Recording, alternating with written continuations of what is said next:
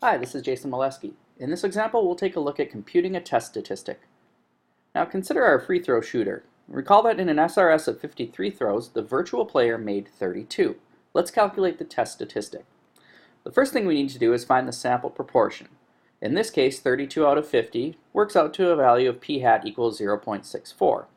Now to standardize this, we need to take that statistic value minus the parameter and divide by the standard deviation of the statistic.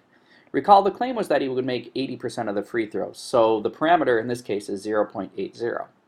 Standardizing, z equals our statistic, 0.64, minus our parameter, 0.80, divided by the standard deviation of the statistic. And we know that formula is the square root of the parameter 0.80 times 1 minus that value, divided by the sample size of 50. Calculating that, we see that we get a test statistic value z equals negative 2.83. Next, we want to find the p-value using table A or technology. Then we want to show this result as an area under a standard normal curve.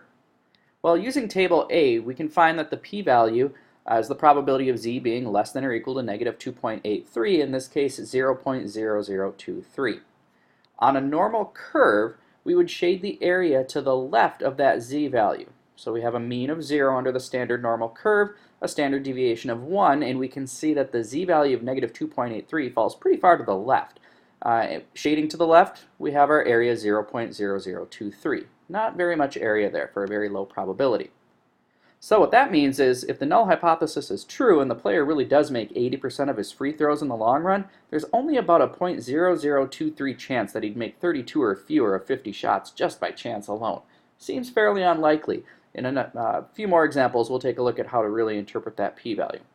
For some additional practice in computing the test statistic, try exercise 35.